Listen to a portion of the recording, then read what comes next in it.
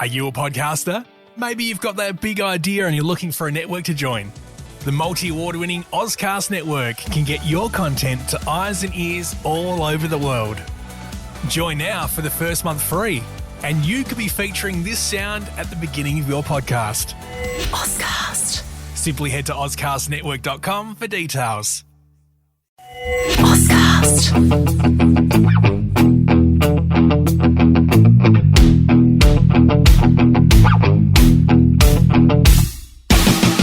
Well, he's one of the most promising coaches in the AFL, coming off a hugely impressive first season in the job, and at just 39 years of age, he's one of the youngest in the most difficult of capers. A former number 2 draft pick with the Fremantle Dockers, he now coaches the club that he played 139 games for and loves. So it's the stuff of dreams, and while the second phase, the coaching phase, is still in a very early stage, Justin Longmuir is making that a reality, and I'm delighted to say that he's with me now. Justin, thanks so much for doing so, and great to talk to you. Yeah, thanks for having me on, Garby, and thanks for that kind introduction. Very nice.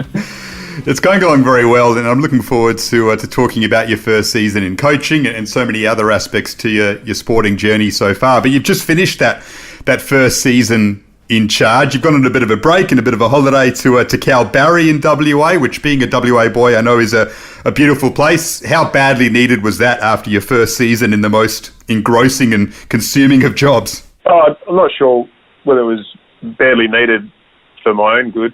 I think it was badly needed to reconnect with the family and reintroduce myself. We were obviously away for a lot of the year, and it was really difficult on the loved ones who had to stay back home, and especially my wife with 2 kids at 2 different schools and doing all the running around. And I know a lot of people within the footy club were in the same boat. So to get a little bit of time off and reconnect with the families is really important. Can you switch off on a holiday like that? Do you put the phone away, put the email away, and fully immerse yourself with the family, or is being an AFL coach just far too difficult of a job to actually switch off 100% even for a week? I can do it. I can do it for short periods of time, but whether I put my phone away or not, I still have a lot of stuff thrashing through my head, and constantly thinking about the machinations of a lot of different things, whether it's trade, draft, how we're going to play next year, what changes we need to make, what roles and responsibilities do our coaches have, what's training going to look like. And a weird one this year is, how we're going to get our players back together. We've got players stuck in Adelaide at the moment, players in all areas of the country. So how are we going to facilitate them getting back on time? And, probably not overly worried about that aspect pre-Christmas, but definitely worried about it post-Christmas when we need to hit the ground running and get our squad together as quickly as can. So it is quite difficult. I have learnt to be better at putting my phone away and being a little bit more present around my kids and wife in particular, but I find it hard to escape it. That's on the flip side. I love it. So I just need to make sure my priorities are right at any given time, because I can get really consumed in work. I'm sure that's the case. I'm keen to go through your coaching journey and some of your playing days as well, and your background story. But growing up in WA, I'm an Eagles fan, but I watched the Dockers very closely as a sports lover in Perth, and I watched you very closely as a result. I'll be honest, you never struck me as a player who would end up being a coach, and that might not be the accurate perception, but you seem to me as someone who was quite relaxed, obviously with a desperate desire to win, but not someone who had that intensity about them that would then lead to them being a coach. What do you make of that perception, and whether it was an accurate one or not? It was accurate, especially my early days. As a kid growing up until I was 16, I wanted to go back on the family farm, and I was content with doing that. And in some sense, footy found me, or I found footy at a late, and wanted to be a professional footballer at a really late stage in my life, really. I wasn't a kid who grew up with a footy in his hand, was desperate to be an AFL player. Now, in some respect, I was just good at it, and that was through probably having an older brother, and following my dad, who played a lot of country football. And it's weird because footy in the country is is really social, and it brings the community together. So we live 45 k's North Dakota on a farm. The only time we really went to town was for footy, for whether it was training or games on the weekend. So it brought the community together. So so footy in some sense found me, and once I started playing, I knew that, and met my wife, who's no way we're going to move back to the country. She's a city girl through and through. So I had to find something else. And little did I know at the time, but all the experiences I went through as a player, good and bad, helped give me some really good experiences to be a coach. And once I retired, I found coaching and fell in love with it. And have loved it ever since I started it. And playing footy at a professional level, but also playing sport at any level, you just love the connection and and what being part of a team brings to your life, and being a professional sportsman. So going and hanging out with your best mates every day, and training as a group, and the fun that the fun and enjoyment that brings. I missed when I retired, so I got back into footy and got back into coaching, and have loved it ever since. And I've had a real drive to be the best coach I can be. Since day one, I took up coaching because I knew once I took up coaching that I was only going to give the players that I worked with the best opportunity if I was the best I could be. So I really felt that responsibility to them, and it's driven me ever since.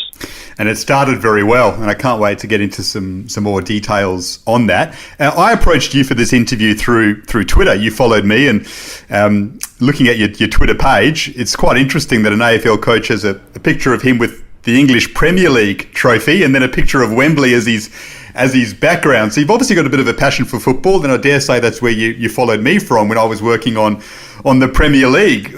How deep was the interest in that sporting competition and the world game, I guess? Yeah, I enjoy all other sports, to be honest. I've got Foxtel at home, and I only ever watch sport on it. I've never watched any other channel, and it's a whole reason I've got it, because I love watching sport from any other area of the world. And I think that came about. The Premier League stuff came about when I was playing. I loved watching the Premier League, and followed Man U and knew all their players and positions. And I was lucky enough to start following Man U on the back of Beckham, Scholes, Giggs, really successful era. Sir Alex Ferguson coaching them, and that's probably what got me into it more than me choosing them. They chose me in a way because they were so successful. So I love following them, and ever since I was taken up coaching, I've tried to learn from other areas of sport, because as much as the strategy side of our game is pretty select to AFL, it's the actual skill of coaching is you can learn from any other sport. And a lot of different areas. So those photos came about on the back of an AFL Coach Association trip I did with a number of AFL coaches.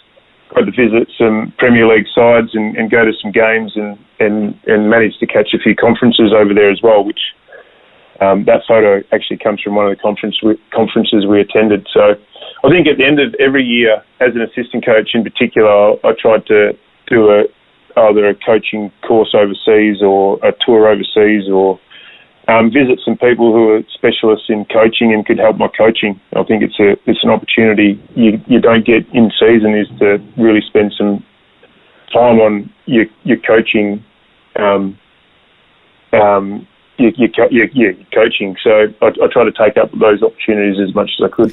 Is it true that you bumped into Mauricio Pochettino, the former Tottenham manager, during your travels, and he's actually aware of, believe it or not, a guy from Argentina who coaches in Europe? He's aware of Aussie rules footy as well. Yeah, I did. We were lucky enough to do a tour through the Tottenham Hotspur's new facility, which I think they'd just spent £70 million, and it was brand new when we went there. We were lucky enough to have a connection through one of their physios, who I think is still there. I think he's either an Aussie or a New Zealander, and he's head of their medical. So we're lucky enough to get a tour with him, and we bumped into Pochettino in the gym, and he asked where we're from and talked about Aussie rules, and he was fascinated with the amount of distance our players covered and the amount of hits they took. I remember telling him that Andrew Gaff was at West Coast at the time, and Andrew Gaff can run 16, 17 kilometres in a game, and he was shocked by how far we run and how much they get hit, and the physical demands on our game. He knew about our sport, and was really interested, and he's a top line coach, so it was an honour to meet him. He's top class, and I'm sure he'll land at a big club soon. One of the things about Premier League management that's so fascinating is how they go about, and any top level football management is how they try and manage the egos of guys who earn ridiculous money, especially young players, like kids who haven't played for the first team who are earning like 50,000 Australian dollars a week. It's crazy. How do you think as a coach you would go managing that sort of environment, and how big of a challenge do you think it would be, and is it a challenge for you in the AFL environment? Yeah, absolutely. It is still a challenge. We've got a lot of different personalities that we have to deal with. I think, it's hard for individuals to really stand out and win games in AFL, given there's 18 on the field. So, and I think the culture in Australia is been brought up, I suppose, to be a bit more team orientated, and our culture sort of a bit of tall poppy syndrome, so it beats people down a little bit. So I think that's made it a little bit easier to coach here.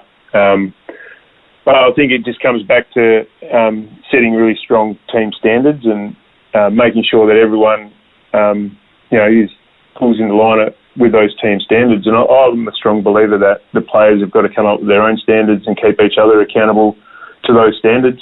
And I think that our playing group and administration have done a really good job of that this year. And I think, we've seen there's been some change at our footy club in player personnel, and some of that is off the back of really strong team standards that we're trying to uphold at Freo.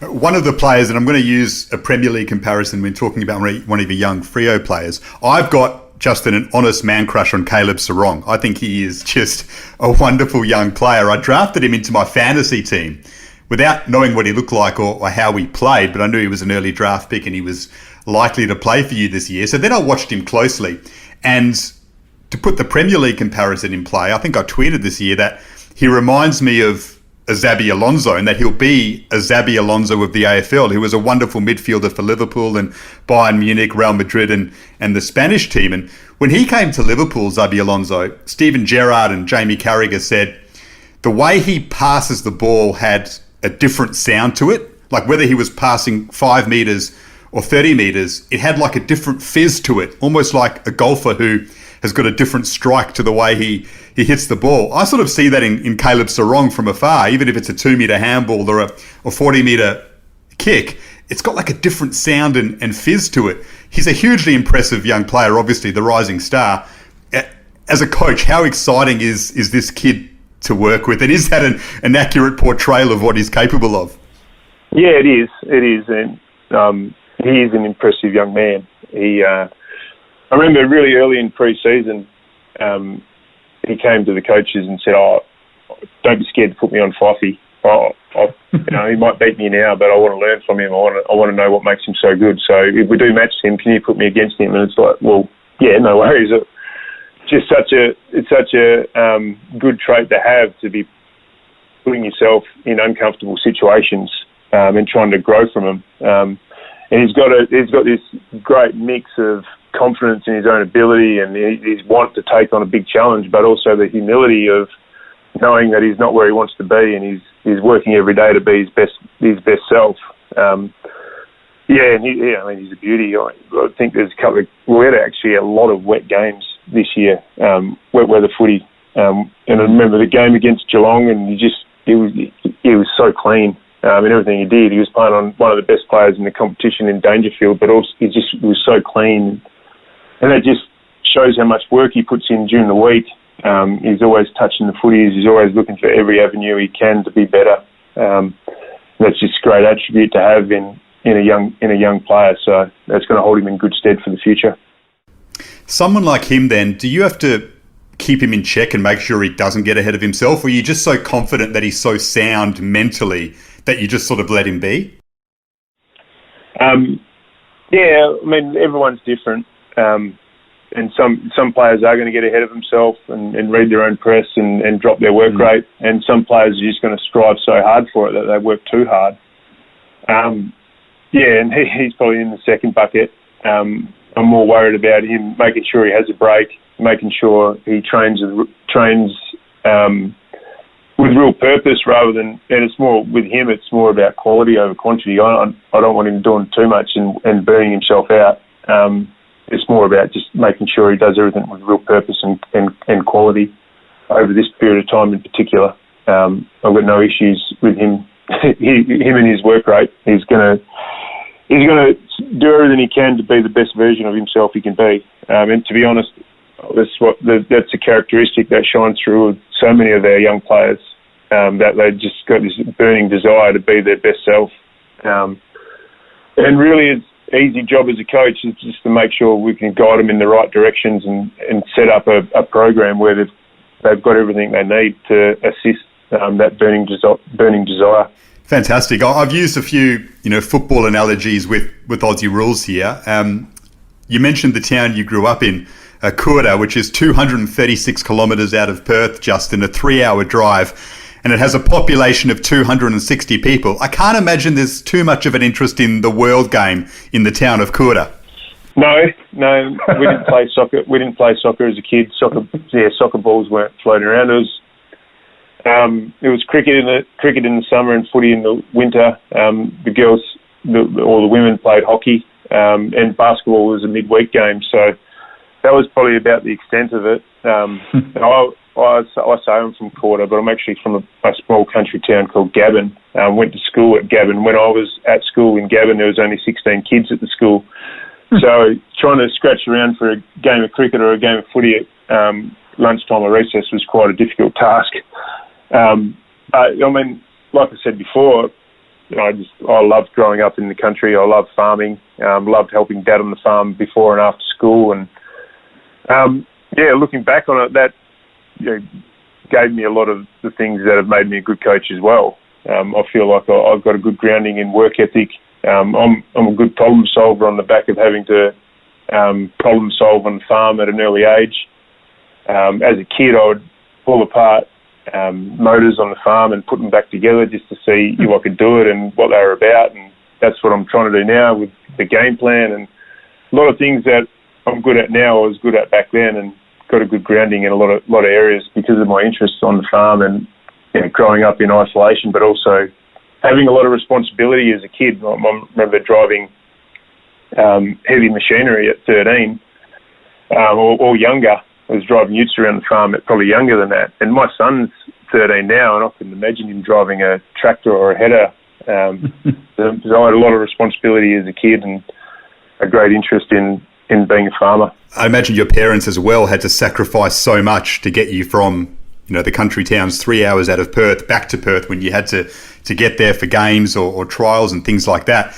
How much, respect do you have for them, and how strong is your perception of sacrifice, if you like, to make it to the top and to give the people around you what they need off the back of that? Yeah, it's massive. And then, anyone who grew up or is growing up in the country now would understand the sacrifices that parents make to. I think I think my wife has a lot to do after school, running our kids around to school sports. But my parents, for us to come to the city, we had to drive 3 hours each way. Not that we'd do that a lot as kids, but I mean a lot of our sports, and especially if we wanted to extend ourselves, were done in other towns. So, sometimes it'd be an hour, sometimes it'd be 2 hours each way for some sport. So, my parents would do that, and they would never whinge, and they just did it because first and foremost, they knew we had a real passion for it, and we loved doing it. So they did everything they could to support us wherever they could. So, and we've got a lot of players on our list who are country kids and have had similar upbringings to I had. It just helps you to relate, I guess, and helps you understand what they went through as kids. And it's interesting because everyone's had a different upbringing. Everyone's got a different journey and different story to tell. And as a coach, you've got to try and understand and build relationships and understand what makes people tick. And that only comes about by spending time with each other. So it's something I've tried to do, something I can get a lot better at, and something I need to really maintain. I imagine the relationship you have with your brother is pretty important when you have that sort of upbringing. Your brother Troy played for Fremantle, Carlton and Melbourne. So, I mean, that kind of connection that you have with him, it must have been so important in your progression as a human as well. Can you touch on that? Yeah, we were really different growing up. I was always out on the farm, always driving headers and tractors, utes. Whereas he loved sport, so he was always had a footy in his hand. Always, every pair of trees he had, he'd use as a set of goals and try and kick goals. And he'd always be on to me about having a kick or playing cricket or playing basketball. And every afternoon we'd play a game of basketball or where the rules would change or play, footy or cricket. Yeah, we only had each other. So, he would always be trying to have a game of sport with him. He wasn't overly interested in the farm, and he wasn't really that keen to drive tractors and headers. And he'd do stuff around the farm, but wasn't really interested in the machinery. He was definitely more interested in sport than me. But as I was 2 years younger than Troy, so having to fight out of my weight division a lot really helped me, I reckon, become the player I was. And Dad would quite often come home early from work at about 5:30 and kick the ball up to us, and we'd play one-on-one until often I would crack the shits and go inside because Troy was beating me up. That was good grounding for me. Little did I know at the time, but it was really helpful. I don't think there is a lot of studies and a lot of good footballers or good sports people out there have had that sort of grounding. So, and I mean, I probably wouldn't have found footy if it wasn't for Troy, because when he led the way, he got drafted the year before I did, and I think West Perth invited me down on the back of him getting drafted. Invited me down to the Colts when I was playing year 12 at Cundernag, when I was at Cundernag. So I drove down every weekend and played at West Perth Colts, and that got me drafted. And I don't think that would have happened without Troy sort of paving the way and showing me that you could do it. So I'll be forever grateful for the lessons he taught me as a young fellow, but also the path he paved towards AFL. Wonderful. And now you're an AFL coach, despite being the less sport obsessed kid growing up, and you've gone through West Coast and Collingwood before landing the senior coaching role at Fremantle, and those two clubs obviously played in the grand final of 2018. What's it like, Justin, being in an AFL coaching box during a grand final that's decided by less than a goal? Yeah, it was, and looking back on it, it was a great experience. And grand finals are phenomenal events to be a part of. Not always enjoyable. Clearly, the two grand finals I've been involved in as an assistant coach, we lost both. They were great experiences, and I think you learn a lot from coaching at a club after a losing grand final. And I think, in particular, the losing grand final at Collingwood, we handled pretty well, and it's a bit of a template that I'd use if I was in that situation again, and it's given me great experiences. Even though I wasn't at West Coast at the time, I still had had a lot of friends there. I spent 7 years at West Coast, so I had some really strong relationships, and to see a lot of those players in particular bounce back from the disappointment of 2015 was really good. And guys like Mark Lacroix and Josh Kennedy, who I'm still really close to now. It was good to see them get the ultimate success, because I know how much work they've put in to their careers, and especially Mark Lacroix to go out having won a grand final was I couldn't think of a better way to exit the game, and it was well deserved. A West Perth boy as well. What's it like from a decision-making point of view in a grand final that is that tense? I mean, is it almost one that you sit there with a different level of anxiety over the calls that you're making? And what's it like in the box in terms of having to communicate with the senior coach? Is the tension just on another level? Yeah, it is. It is. And, there were some big calls to make. I suppose in that grand final, I mean, Josh Kennedy had a good game, and, that matchup was causing us probably a few headaches at the time. And as the game unfolds, it's sort of what can you do from the coach's box? Not a lot. It's just making sure you've got the right people on the ground, I suppose, that come the end of the game. And you've just got to trust the players as the game unfolded.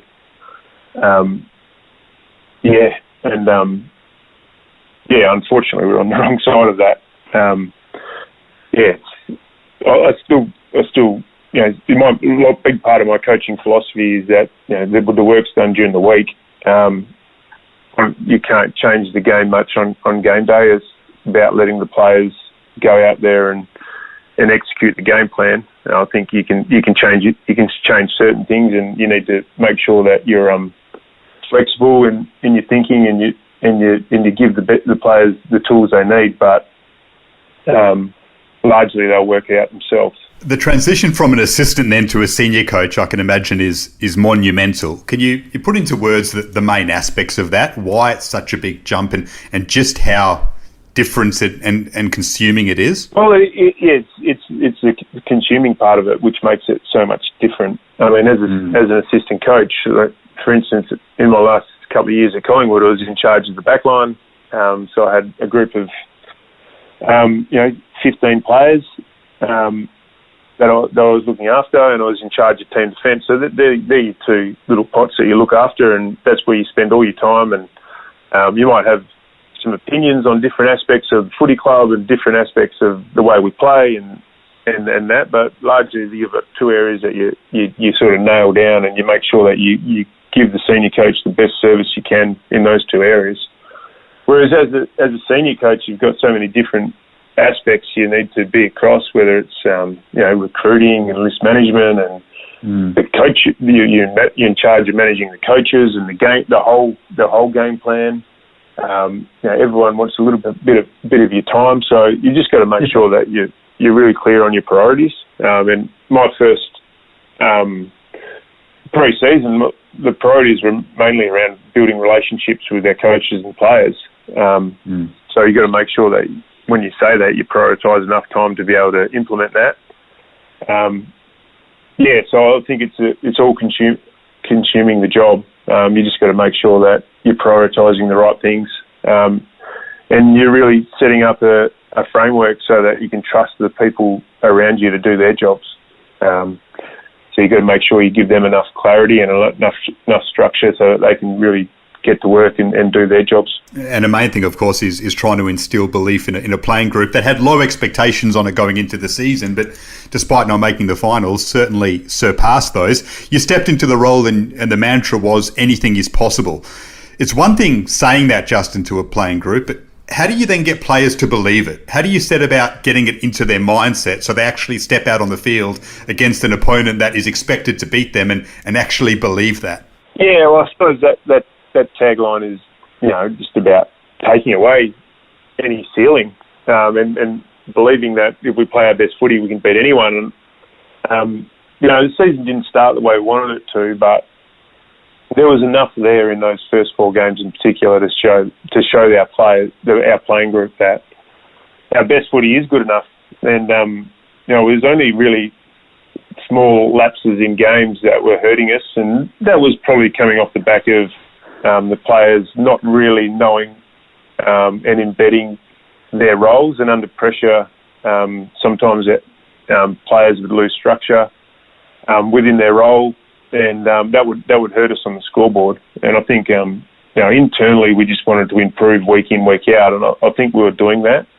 And as coaches, it was really easy to be able to show the players that improvement. And largely the whole year really was built on the back of rewarding the behaviours we want to see, whether that was on the field or off the field, and create a positive environment where they could see that the improvement was there and our best footy was good enough. So I think everyone would say that we became a lot more consistent as the year unfolded. There's certainly games where we should have won, and I mean, I still look back at round one against Essendon, poor start, but came home with a wet sail and could have won that at the game had it gone a little bit longer.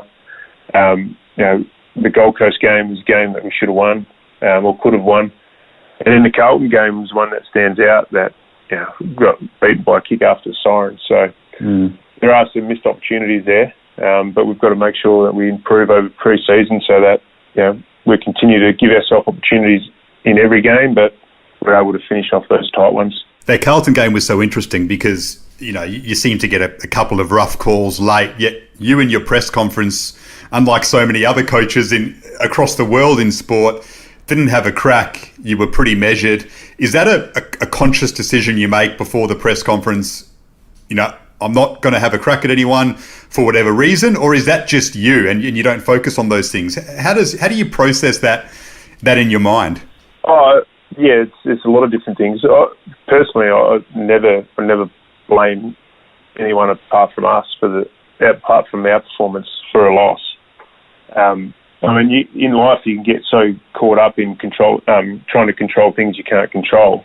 So I always try and bring it back to us. I wanted our players to know that there were things within that game that we could have controlled better to execute at the end. And there's so many things that we could have executed better.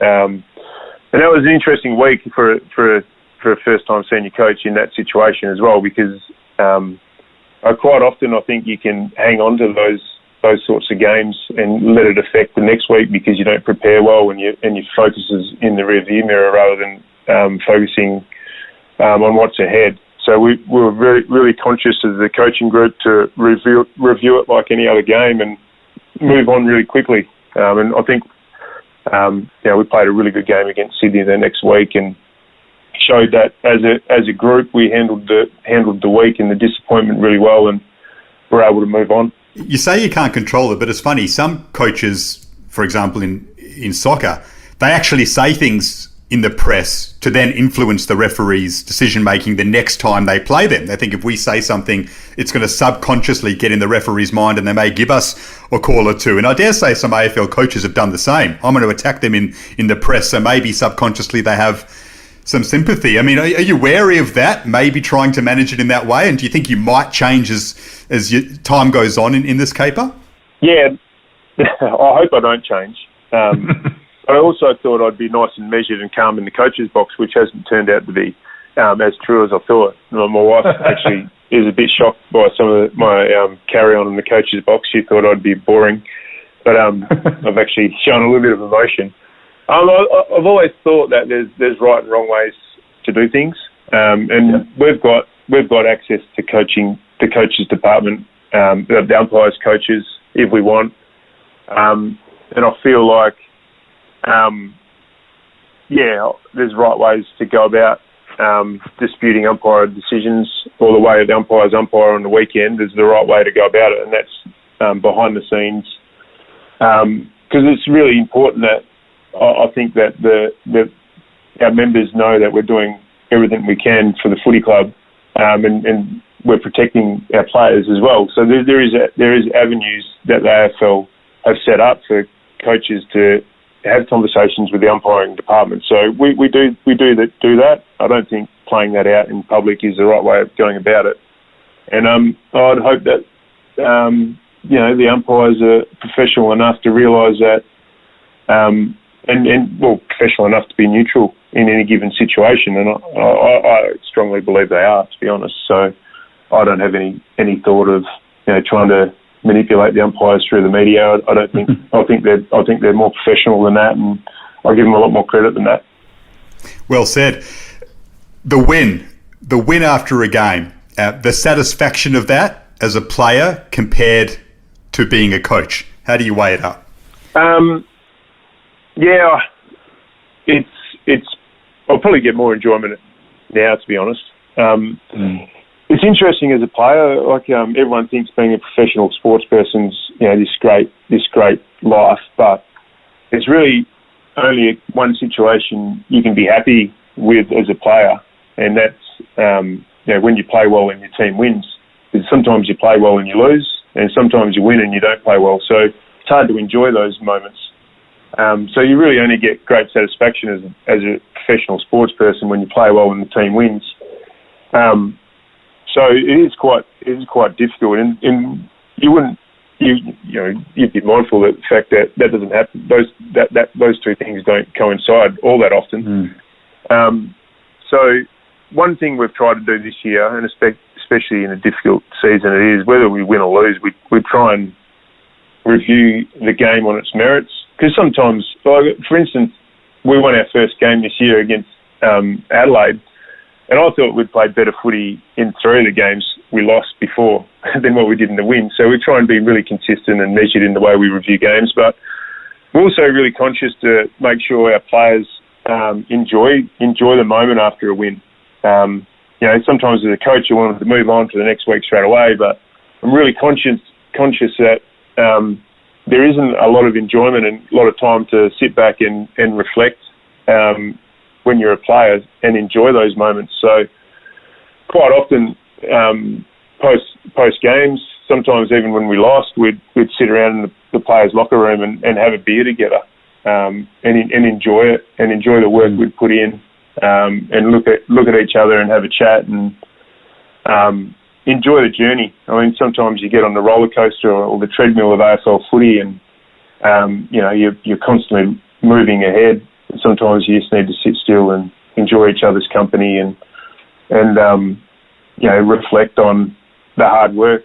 So we tried to do that a lot this year. No doubt. And the journey, obviously, the ultimate goal is to win a premiership. You've got, a generational player in Nat Fyfe, who I'm sure you'd like to all deliver that for and has that goal in his mind before he ends. Do you start talking about that yet with the playing group? That is our goal, to win a premiership, or do you not even mention that yet because you're still in your infancy as a group? Yeah, well, it's interesting. Our goal is to have a sustained successful period, and if we can do that and win a lot of games in a lot of different consecutive years, well then the premierships hopefully will come, or we'll give ourselves an opportunity to win premierships. I think at any sporting organisation, everyone's got those goals. But to be frank, I don't spend a lot of time worrying about goals. I think goals are great to give you direction and let you know why you're here. But we try and spend a lot more time on the process. Spend a lot more time on getting every day right, making sure that our players have an attitude where they rock up to work and try and get better every day. And just spend a lot of time on the building blocks that will allow us to get there rather than the end or the outcome. I think if you've got to focus on the outcome, you can lose focus on the process. So I know it's boring and it's cliched, but we just try and get our players to live in the moment and try and get the most out of every moment, because if they can get that right, well then the end will look after itself, and where we want to get to as a team we'll get to. But I'm mindful that we're in a hurry as a footy club, and I'm mindful of the lack of success of this footy club, and a large burden that I carry is that I want our members to be really proud, and I want our members to enjoy some success, because I know that we've got a really passionate supporter group that have stuck with us a long time, and I really want to reward them for all their hard work and all their passion and dedication to our club. So, but I've just got to check myself when I start thinking like that and make sure that I set up a program so our players can get better every day. I'm sure they're aware of that, but at the same time, really excited about where this group is going. One of the challenges you did have this season, though, of course, was Jesse Hogan, a big-name recruit who had come in, who's now been traded to GWS. His off-field issues have been well documented. How difficult a situation was that to manage, Justin, and then a decision to come to move him on to another club? Yeah, of course it's difficult. When we're dealing with people and what's best for every individual on our list. And it was, in the end, it was a mutual decision. And Jesse thought it was the best thing for him as well to get away from Perth and get away to a team that would give him a little bit more, anonymity. Is that the right word? Yeah. And allow him to do things outside of football where he wasn't in the spotlight all the time. And I think that's the best decision that Jesse could have made. I think as a footy club, we tried to support him and gave him as much support as we could. And it didn't work out, but I'm really confident that Jesse can get himself right and get his focus back on his footy and dedicate himself to footy. He'll have a really successful finish to his career. So I do wish him all the best. And I'm disappointed it didn't work out at Freo and didn't work out in Perth for him. But on the same hand, I care for Jesse as a person, so I hope that he can get himself right and make the most of his talent, because when it comes to footy ability, there's not many with as much as him. So hopefully he can be his best version at GWS. Yeah, let's hope so. I mean, he gets another chance, but not all players get that. You just had to go through the delisting process and you've let some players go. How tough are those meetings to have and those decisions to make? Can anything prepare you for being the person who has to deliver that? No, well, I'm lucky. I've got great support with Peter Bell, and we do that job together. But he probably hands down the bad news, and I'm there to support him and support the player. So I've got great support around the footy club to help me through those situations. But yeah, it is the hardest thing, because a lot of the guys that you are telling that they haven't got a job anymore have given all they can, and to tell them that there's not a spot for them or a job for them next year, how much that affects their whole life and how much that's going to hurt their dreams. So it's not something I take lightly, it's not something I take lightly. And I think going forward as a footy club, we need to make sure that none of those decisions come as a shock to the player, that our communication with them throughout the year is really clear and open, so that it doesn't hit them with sledgehammer, that news. And we've got to make sure that we set them up off the field so that they've got something to go into if footy is not for them anymore. So, we'll continue to try and get better at that and try and make sure that we keep developing holistic people and players who have an identity outside of footy, so that when that situation comes, they're set up outside of footy so that their life can continue on. Thankfully, the young players who are coming into the Dockers now are coming into a team that's on the rise, seemingly. That wasn't the case for you. You won 6 of your first 35 games as a player, Justin, when the Dockers were, the whipping boys of the competition. How detrimental was that to a young player's mindset as you're trying to embark on your AFL journey? I didn't really see it as detrimental. I mean, we got given a lot of opportunities as well through that time. So, we were a young team that were growing together. We still went out there thinking we could win every game, and felt like we gave it our all in every game. I think 2001 was, we took us 18 games or 17 or 18 games to win our first game. So that was obviously a really difficult year. I don't know. I don't look back at that time thinking it was detrimental. I think it brought us closer together as a group. And we had core young group of players that were coming through together. It was, definitely frustrating at times and, unenjoyable at times. But I don't think it was detrimental to us at all. I think, I don't know. I don't know how to describe that. It's actually the first time I've heard that stat. So, it gets back to probably the point I made before about winning and playing well is the only time you can really enjoy it as a professional footballer, and it does take the fun away when you're getting beaten all the time. So, I quite often. I look back at some of those times, and some of those times have made me the coach I am now. So, look at all your experiences and whether they're positive or negative, and take the experiences from them and allow you to grow. And when those things come up again. Yeah, Damien Drum was in charge then. So what do you learn from a coaching point of view from that period, going through the toughest of times? How does that sort of toughen you up for coaching an AFL team? Yeah, well, I just think from the tough times I've learned over my time as a player and as a coach, I think being consistent as a coach through those times.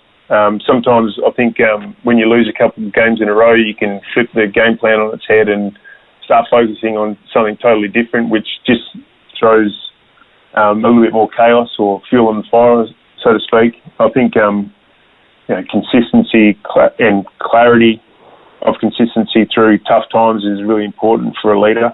And something that I tried to stick to this year when times were tough, like we'd lost 4 in a row. Tried to be really consistent in the messaging.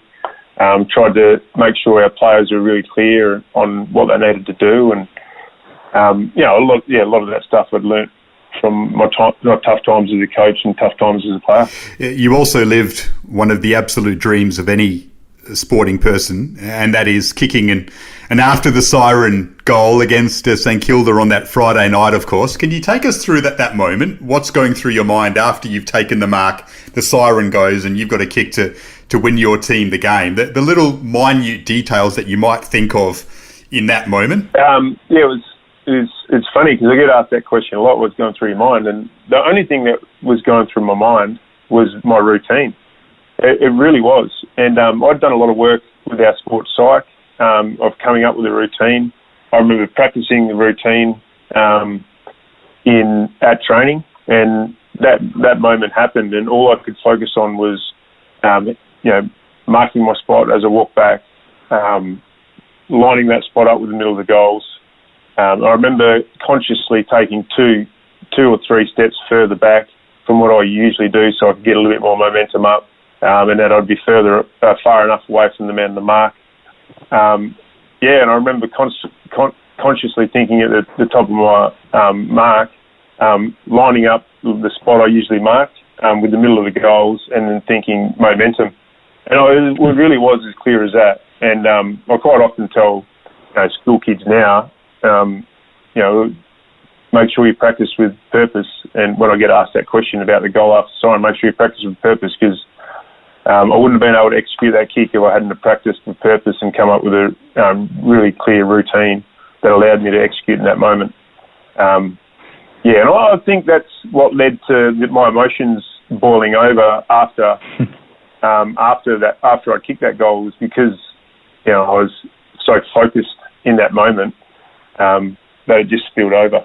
I probably hadn't planned on executing the jump into the crowd and what you do after you kick a goal like that. But I just remember really sticking to what I'd practiced. So that was a great lesson for me. It was a great moment, and obviously the high points just about of your time at Freo, apart from playing finals, of course. So you've got such a deep connection with the club. Do you ever sit back and think how lucky you are to actually coach the club that you played for? It's not something that too many people have the privilege of doing. Nearly every day, to be honest, Garby. Not only I get to coach a club that I'm really passionate about, I get to pay back a club that has given me a lot of opportunities. Firstly, my opportunity as a player, but gave my first opportunity as a coach, and then first opportunity as a senior coach. So, I feel like I owe the club a lot, and I've still got a lot to pay back the club for the opportunities they gave me. So, every day I think about those types of things. I think that's the perfect place to end this chat and say thank you. I think Dockers fans will have smiles on their faces, and sporting fans in general would have just really been engrossed in the learnings of someone who's at the top level of sport and has gone through such a unique pathway to get there. So Justin, thanks so much for joining me and for sharing so many of your experiences and your thoughts on life in such a unique job in sport with me. No worries, mate. Thanks for having me on. Thanks, Justin. All the best for the off-season and for the upcoming season and for your journey with the Dockers. It's one that we watch with interest. Thanks so much. Thank you.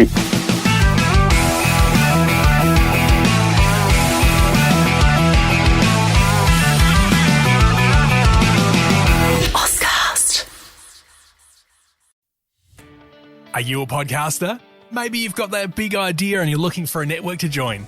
The multi-award-winning Ozcast network can get your content to eyes and ears all over the world. Join now for the first month free, and you could be featuring this sound at the beginning of your podcast. Ozcast. Simply head to ozcastnetwork.com for details.